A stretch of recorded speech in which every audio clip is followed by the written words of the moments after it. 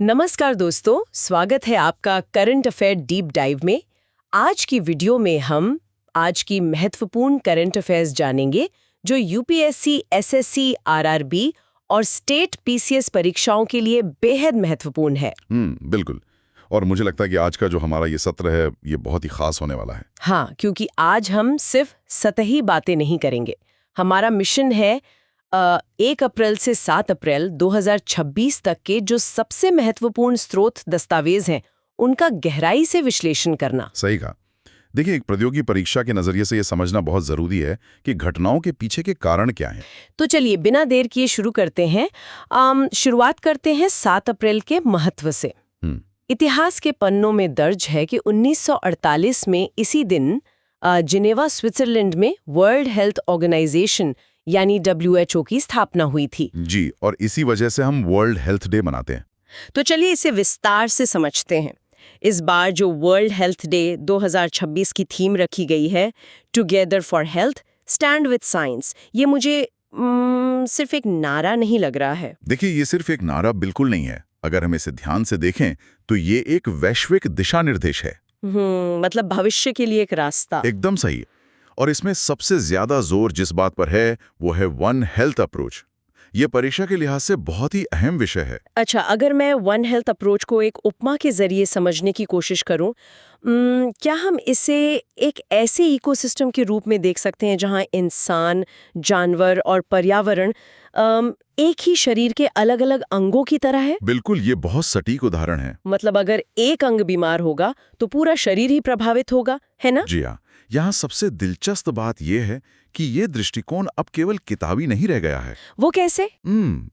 France की G7 अध्यक्षता ने अभी जो इंटरनेशनल वन हेल्थ समिट का आयोजन हुआ है वो इस बात का सबसे बड़ा प्रमाण है।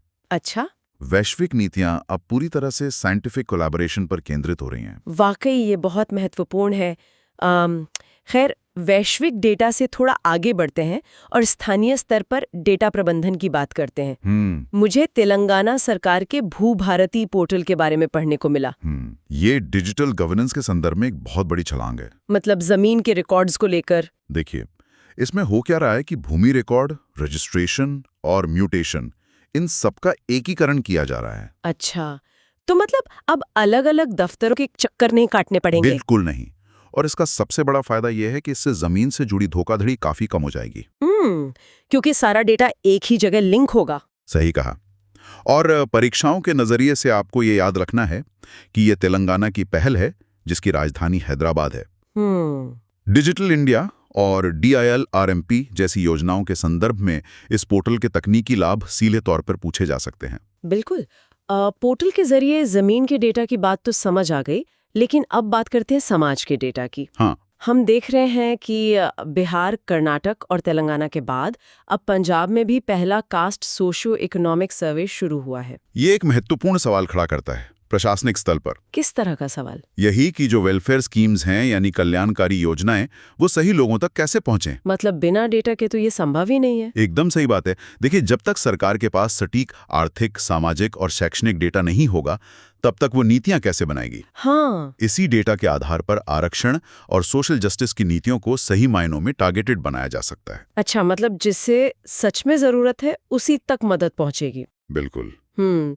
और जब हम टारगेटेड योजनाओं की बात कर ही रहे हैं तो यहाँ बात सच में बहुत रोचक हो जाती है। कृषि के क्षेत्र में हम एक बहुत बड़ा बदलाव देख रहे हैं। आप नमो ड्रोन दीदी योजना का जिक्र कर रही हैं। हाँ बिल्कुल। इस योजना में कर्नाटक राज्य सबसे शीर्ष पर आ गया है। ये डेटा बहुत ही महत्वपूर्ण है परीक्षाओं के लिए, है ना? वहाँ सबसे अधिक महिला स्वयं सहायता समूहों यानी SHGs को ड्रोन पायलट के रूप में प्रशिक्षित किया गया है।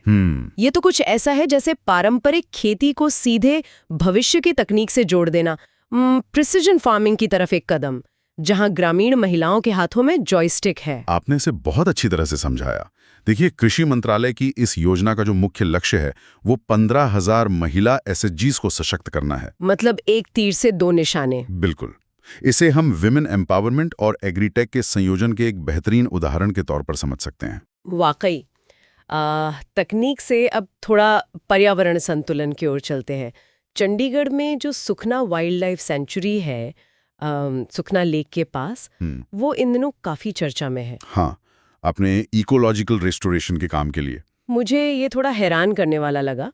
मतलब चंडीगढ़ जैसे एक शहरी क्षेत्र के बीच एक वन्यजीव अभयारण्य। देखिए, एक अर्बन एरिया के बीच तेंदुए, सांभर और जंगली सूअर जैसे जीवों का पाया जाना सच में एक कमाल की केस स्टडी है। मतलब प्रकृति ने खुद को वहां ढाल लिया है। हाँ, और ये शहरीकरण और वन्यजीव संरक्षण के बीच संतुलन का एक जीता जागता प्रतीक है।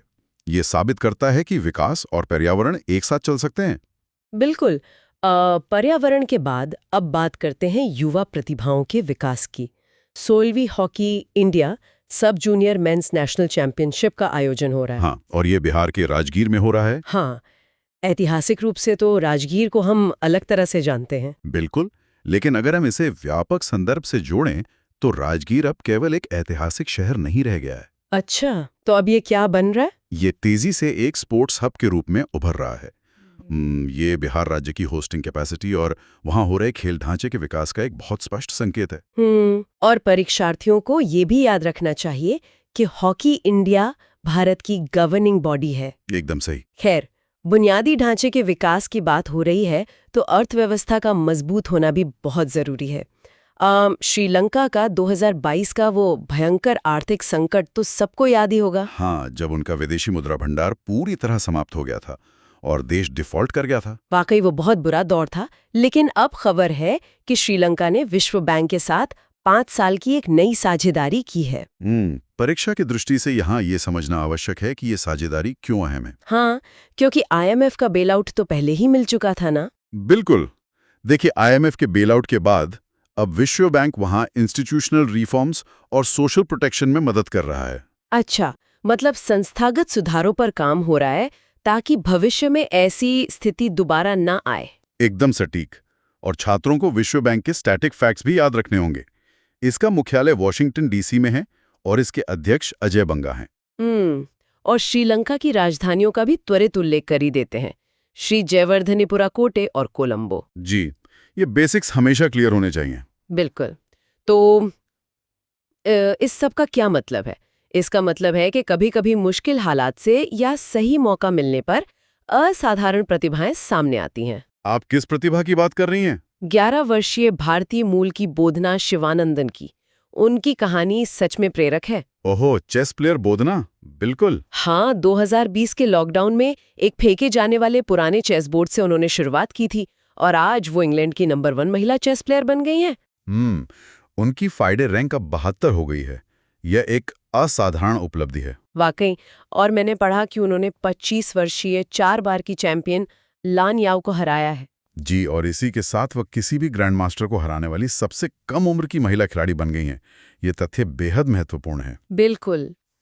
और इसके साथ ही फाइडे, जिसका मुख्यालय लुसाने स्विट्जरलैंड में है, उसका जिक्र भी अहम है। साथ ही बोधना का जो तिरुचिरापल्ली तमिलनाडु से कनेक्शन है, उस पर भी जोर देना चाहिए। एक युवा नेतृत्व के उभार के साथ साथ अब हम कॉरपोरेट जगत में नेतृत्व परिवर्तन पर भी नजर डाल लेते हैं।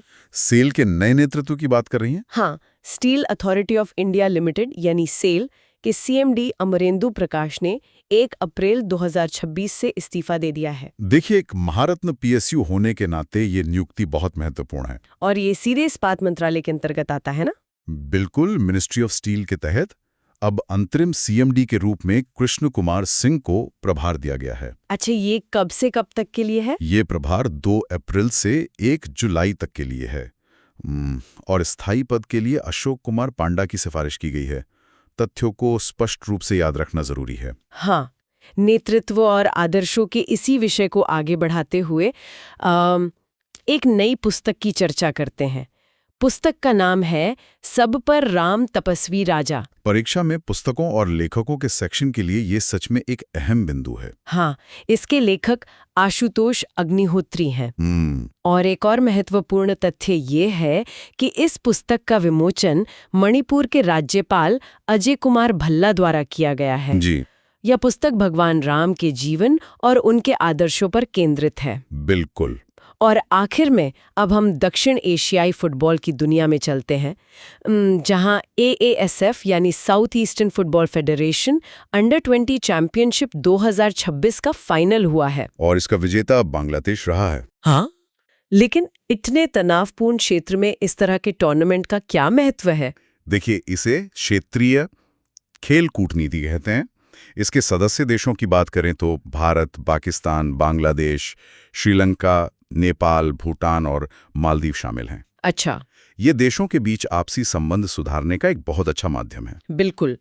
तो इतने सारे तथ्यों और विश्लेषण के बाद मुझे लगता है एक क्विक रिवीजन तो बनता है। जी बिल्कुल। छात्रों के लिए मैं एक बहुत ही स्पष्ट, तेज और सटीक सारांश प्रस्तुत कर रहा हूं। सबसे पहले 7 अप्रैल को स्थापित WHO की थीम स्टैंड विद साइंस है, जो वन हेल्थ अप्रोच पर है। दूसरा, बोधना शिवानंदन इंग्लैंड की नंबर 1 चेस प्लेयर बन गई हैं, जिनकी FIDE रैंक 72 है। जी। तीसरा, अमरिंदु प्रकाश के इस्तीफे के बाद कृष्ण कुमार सिंह को सेल का नया अंतरिम CMD बनाया गया है। अच्छा।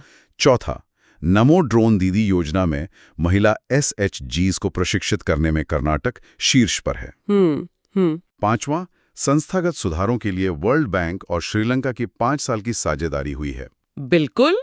छठा, तेलंगाना ने भूभारती पोर्टल लॉन्च किया है और चंडीगढ़ का सुखना सेंचुरी शहरी वन्यजीव संरक्षण का उदाहरण है। हाँ। और अंत में SAF U20 का विजेता बांग्लादेश बना है और हॉकी सब जूनियर चैंपियनशिप राजगीर, बिहार में हो रही है। एकदम परफेक्ट। आज हमने डेटा पोर्टल, ड्रोन से लेकर पारिस्थितिकी और युवा प्रतिभाओं तक की बात की। जरा सोचिए, जब भविष्य में डिजिटल गवर्नेंस, पर्यावरण संरक्षण और नई तकनीक एक साथ मिल जाएंगे तो 21वीं सदी का प्रशासन कैसा दिखेगा? ये सच में सोचने वाली बात है। वाकई एक बहुत ही गहरा विचार है। यदि आपको ये वीडियो उपयोगी लगा हो तो कृपया इसे लाइक करें। ऐसे ही रोजाना करंट अफेयर्स और महत्वपूर्ण जानकारी पाने के लिए हमारे चैनल को सब्सक्राइब करना ना भूलें। इस वीडियो को अपने मित्रों और साथियों के साथ अवश्य साझा करें। हम आपसे अगले वीडियो में फिर मिलेंगे। धन्यवाद।